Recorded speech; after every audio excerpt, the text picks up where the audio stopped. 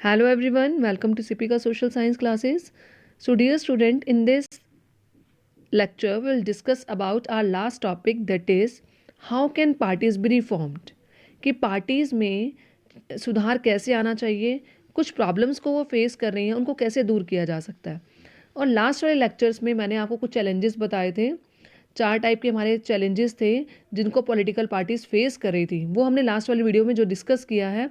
उन चैलेंजेस को अब ओवरकम कैसे किया जाना चाहिए, कौन से ऐसे तरीके हैं, कौन से ऐसे वेज हैं जिनका हम यूज़ करके उन चैलेंजेस को ओवरकम कर सकते हैं। जैसे डायनेस्टिक सक्सेशन था, वो कब से चलता आ रहा है।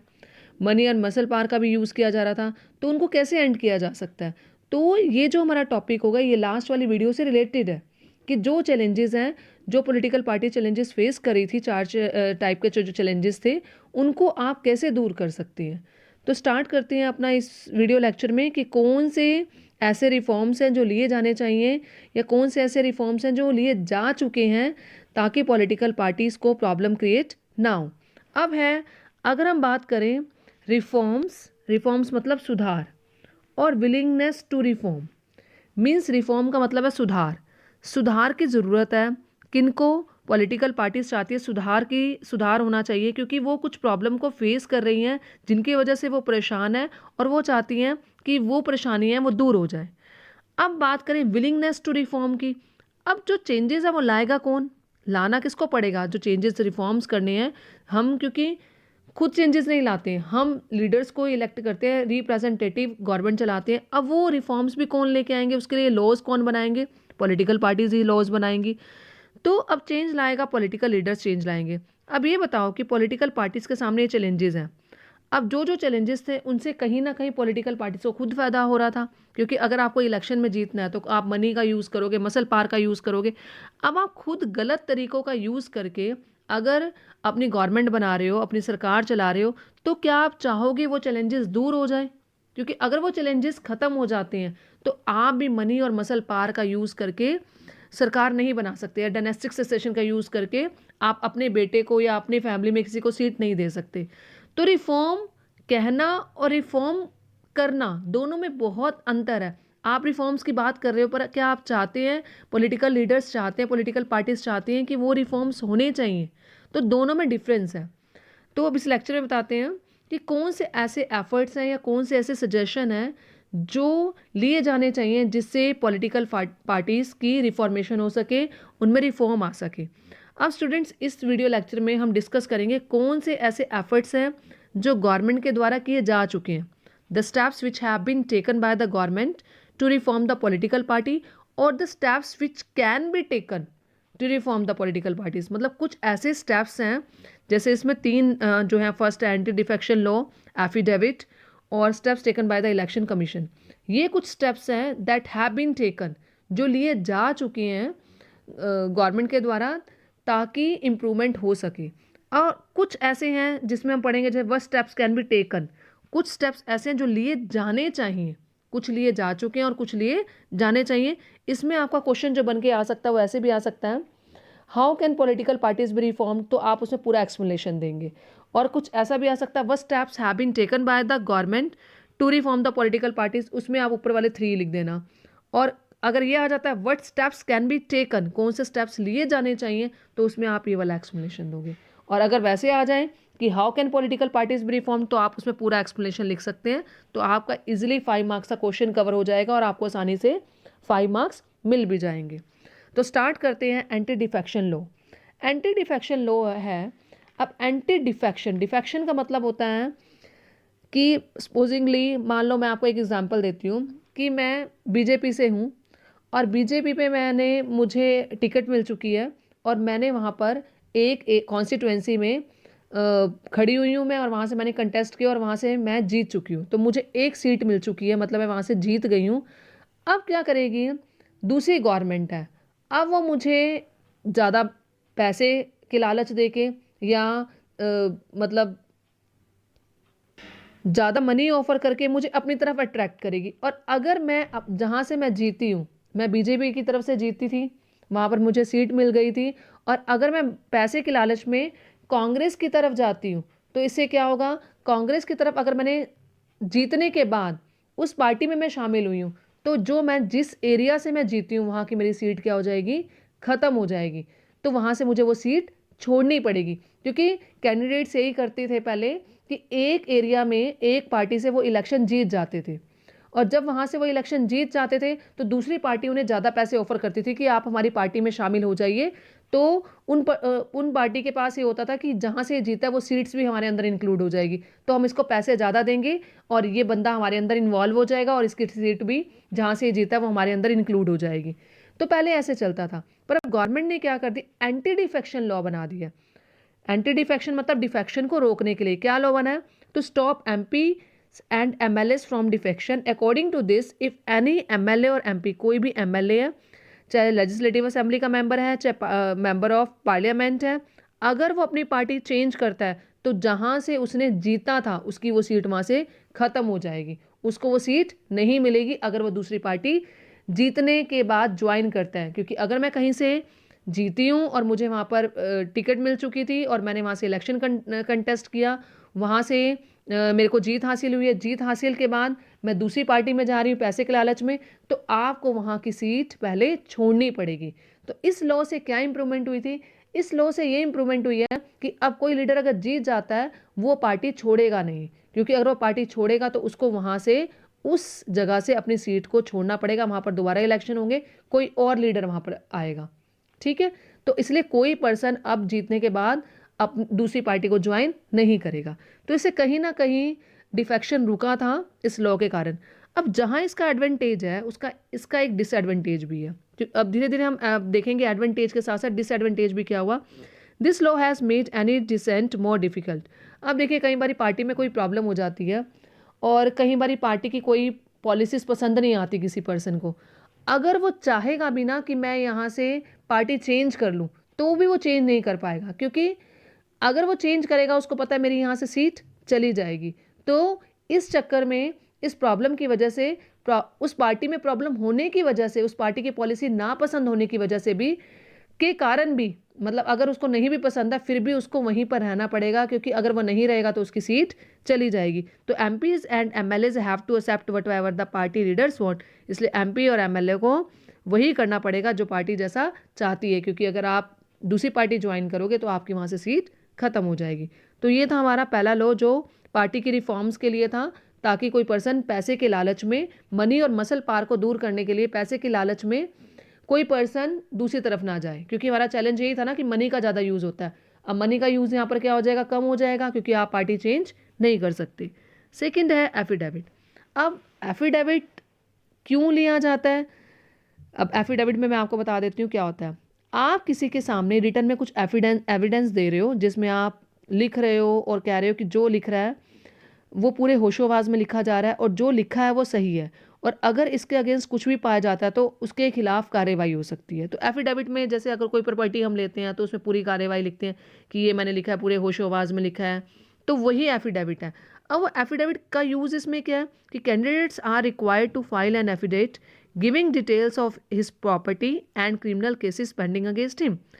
अब कैंडिडेट जो है एक एफिडेविट फाइल करेगा, मान लो उसको टिकट मिल गई है, अब टिकट मिलने के बाद वो एक एफिडेविट लिखेगा, उस एफिडेविट में अपनी पूरी डिटेल्स बताएगा कि मेरे पास कितनी प्रॉपर्टी है, कितना मेरे पास लैंड है, कितने मेरे पास घर है, कहाँ का किस किस एरिया में है, किस जगह पे है, वो सारा वो अपनी डिटेल देगा। और कोई क्रिमिनल केसेस हैं उसके खिलाफ तो वो भी पूरी डिटेल बताएगा कि मेरे ऊपर ये वाला केस चल रहा है, उसकी पूरी डिटेल दी जाएगी। और उसका पिछला बैकग्राउंड क्या है, क्या क्वालिफिकेशंस है, ये सारा कुछ उसके अंदर एफिडेविट के अंदर फिल किया जाता है। अब ये इसलिए फिल किया जाता है to reduce money and muscle power, ताकि मनी और मसल पार का कम यूज़ हो सके। अब मनी और मसल पार का यूज़ कैसे कम होगा, क्योंकि लोग क्या करते हैं अपनी प्रॉपर्टी का किसी चीज़ का ब्यौरा नहीं देते हैं, और जब इलेक्शन जीतने के बाद 5 साल तक उसकी पार्टी चलती है तो उसके पास इतना करोड़ों में पैसा होता है, तो वो पैसा कहाँ से आया और वो पैसे का कैसे यूज़ कर रहा है, वो सारा कुछ डिटेल देनी ज़रूरी हो जाती है। नहीं तो कई पार्टीज़ ऐसी हैं जो ज़्यादा पैसा लगा देती हैं, नॉर्मल पार्टीज़ हैं वो इतना पैसा खर्च नहीं कर पाती हैं। तो एफिडेविट में आपको पूरी डिटेल बतानी पड़ेगी कि आपके पास कितना पैसा है, कोई क्रिमिनल केस आपके पास चल रहा है या नहीं चल रहा, और अगर आपकी सरकार 5 साल तक चलती है, उसके बाद आप हार जाते हो, 5 साल के बाद अगले इलेक्शन में आप नहीं जीत पाते हो, तो भी आपको अपनी प्रॉपर्टी की पूरी डिटेल देनी पड़ेगी कि आपके पास कितना पैसा है और आपके पास आपके अंडर कितने क्रिमिनल केसेस चल रहे हैं, आपके ऊपर कितने क्रिमिनल केसेस चल रहे हैं।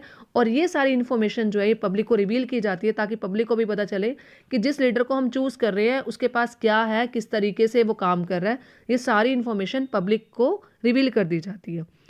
अब इसमें भी एक प्रॉब्लम है। अब आपने सारी इन्फॉर्मेशन दे दी प्रॉपर्टी की, आपने अपना पिछला बैकग्राउंड क्या था और कोई क्रिमिनल केस है, सब कुछ बता दिया, बट अभी तक ऐसा कोई प्रोविज़न नहीं बना जो इस सिस्टम को चेक कर सके कि ये सिस्टम जो जो आपने इन्फॉर्मेशन दी है वो सही दी है या नहीं दी है।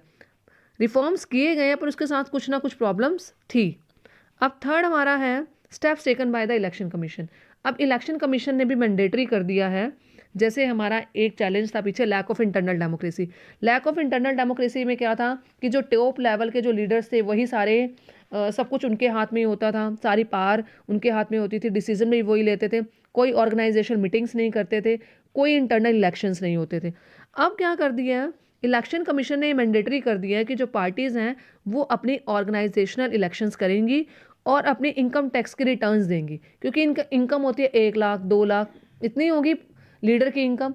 और जब ये पार्टीज जीतती हैं और उसके बाद इनके पास 5 सालों के अंदर इतना पैसा आ जाता है, तो अगर इनसे पूछा जाता है तो ये बोलते हैं कि हमें इतना चंदा मिला है, हमें 1,000 करोड़ का चंदा यहाँ से मिला है, हमें 10 लाख का चंदा यहाँ से मिला, 1 करोड़ का चंदा यहाँ से मिला, इतना पैसा कहाँ से आया। तो अब इलेक्शन कमीशन ने ये मैंडेटरी कर दिया है कि मनी का ज़्यादा यूज़, मनी को ये ज़्यादा ना ले सके, इसलिए इनकम टैक्स रिटर्न जितनी इनके पास इनकम आएगी उसकी इनको रिटर्न्स भरनी पड़ेगी ताकि पता चले इनके पास कितना पैसा है।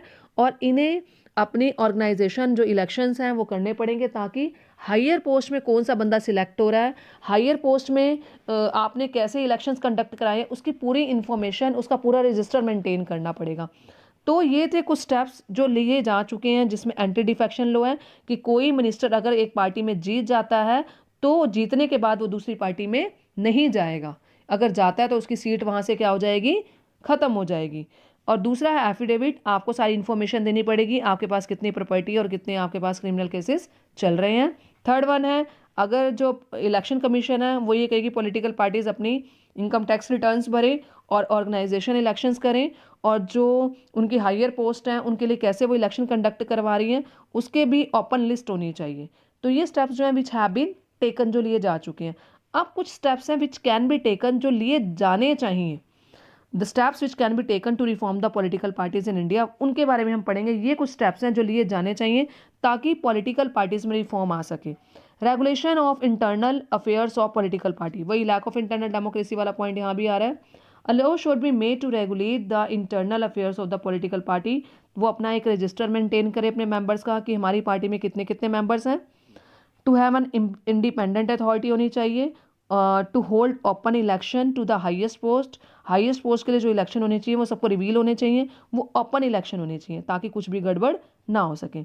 Minimise the number of candidate, और कैंडिडेट्स की जो संख्या होनी चाहिए कम होनी चाहिए, क्योंकि it is commonly seen that large number of candidates contest election, इतने सारे कैंडिडेट्स हो जाते हैं जो इलेक्शन में कंटेस्ट करते हैं और देयर नंबर क्रॉसेस हंड्रेड्स, इतने ज़्यादा हो जाते हैं कि जो इलेक्टोरल ऑफिसर्स होते हैं उनके लिए एक प्रॉब्लम बन जाती है। So effort should be made to discourage the non serious candidate, कि जो सीरियस नहीं है उनको इलेक्शन कंटेस्ट नहीं करने देना चाहिए, तो मिनिमाइज कर देने चाहिए कैंडिडेट्स ताकि लोगों को भी पता चल सके कि कौन सा कैंडिडेट वाकई में सही है और उनके लिए ईजी हो जाए चुनना। अब provision of state funding of election, अब गवर्नमेंट क्या करती है स्टेट फंडिंग इलेक्शन की करती है, क्योंकि एक पर्सन है जो नॉर्मल है उसके पास इतना पैसा नहीं है और दूसरा पार्टी का पर्सन है उसके पास पैसा ज़्यादा है, तो वो इलेक्शन में जीतने के लिए पैसे जिसके पास ज़्यादा होगा ज़्यादा लगाएगा और जिसके पास कम होगा वो कम लगाएगा। अब मनी जो ज़्यादा लगाएगा उसके जीतने के चांसेस भी ज़्यादा हो जाएंगे। अब गवर्नमेंट एक प्रोविज़न बनाना चाहिए गवर्नमेंट को कि वो स्टेट फंडिंग कर दे, मैंडेटरी कर दे कि गवर्नमेंट बताएगी कि आपने इतना पैसा खर्च करना है और आप अगर और कुछ भी प्रोसीजर करवाना है इतने फंड्स के अंडर आप करवाओगे, और अगर आप ज़्यादा पैसा यूज़ करते हो तो आपके ऊपर कार्रवाई होगी। तो इससे भी कहीं ना कहीं मनी का जो यूज़ हो रहा है, मिसयूज़ हो रहा है, उसको कम किया जा सकता है। लास्ट है लास्ट नहीं फोर्थ है हमारा proper revision of voter list. Proper revision of voter list में क्या है, the voter list should be revised at regular intervals and the name of the dead voters, dead है जो मर चुके हैं उनका नाम जो है लिस्ट से डिलीट कर देना चाहिए, ताकि उनके नाम पर कोई वोट ना दे सके। और जो एलिजिबल मेंबर्स हैं उनको इसमें क्या कर देना चाहिए, इंक्लूड कर देना चाहिए। क्योंकि पर्सन है, पता चले वो 5 साल पहले मर चुका है और उसके नाम के जो वोट है वो हर बारी डल रहा है, 10 साल पहले वो मर चुका है, उसका नाम के वोट डलते जा रहे हैं। तो ये इसकी प्रॉपर रिवीजन होनी चाहिए कि जो मर चुके हैं मेंबर्स उनको निकाल देना चाहिए, और जो 18 ईयर्स के हो चुके हैं या उससे अबव के हैं उनको क्या कर देना चाहिए, ऐड कर देना चाहिए। अब है लास्ट वन है हमारा रोल ऑफ पीपल। अब पीपल का रोल भी, एक ऑर्डिनरी सिटीजन का रोल भी मैंडेटरी है पॉलिटिकल पार्टी में। अगर आप रिफॉर्म चाहते हैं तो आपको उसमें पार्टिसिपेट करना पड़ेगा, क्योंकि political party feel that they would loss public support bye not taking up reforms. अगर पॉलिटिकल पार्टीज को लगेगा कि लोग हमें सपोर्ट नहीं देंगे और अगर हम देश के लिए काम नहीं करेंगे तो लोग अपनी सपोर्ट हमारे से हटा लेंगे, तो इस डर की वजह से they would become more serious, वो और सीरियस हो जाएंगे कि नहीं हमें देश के लिए काम करना है। और quality of democracy depends on the degree of public participation, कि जितना लोग पार्टिसिपेट करेंगे, जितना लोगों का इन्वॉल्वमेंट होगी, तो उतना ही रिफॉर्मेशन आएगी, उतना ही जो पॉलिटिकल पार्टीज़ हैं वो ढंग से करेंगी।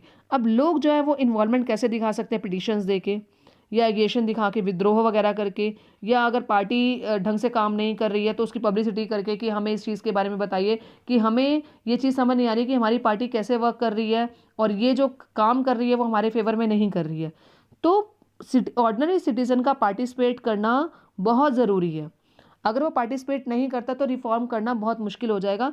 तो यहाँ पर पीपल का रोल भी मैंडेटरी है कहीं ना कहीं पॉलिटिकल पार्टी को सुधारने में, क्योंकि अगर ऑर्डिनरी सिटीजन के अंदर इतना कैपेसिटी होती है कि वो कहीं ना कहीं डिसीजन को इन्फ्लुएंस करने में भी हेल्प करता है, कि क्योंकि अगर लोग किसी चीज़ के अगेंस्ट में और पार्टी उसके लिए काम नहीं कर रही है, उसको सुधारने के लिए काम नहीं कर रही है, तो लोग उसको अगली बारी वोट नहीं देंगे।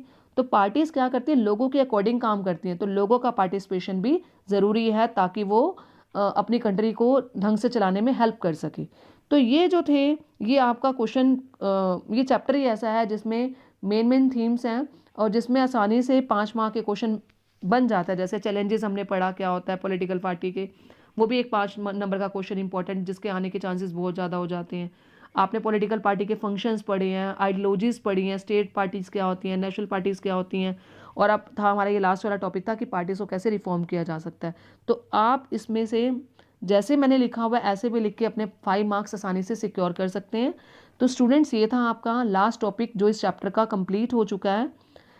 और अब इस चैप्टर के जो नोट्स हैं, जो वीडियोस में मैंने लेक्चर्स बनाए हैं, आप उसी में भी आसानी से ले सकते हैं और वैसा लिख भी सकते हैं। अब नेक्स्ट वाली वीडियो में अपना लास्ट चैप्टर स्टार्ट करेंगे हम, outcomes of democracy. Thank you.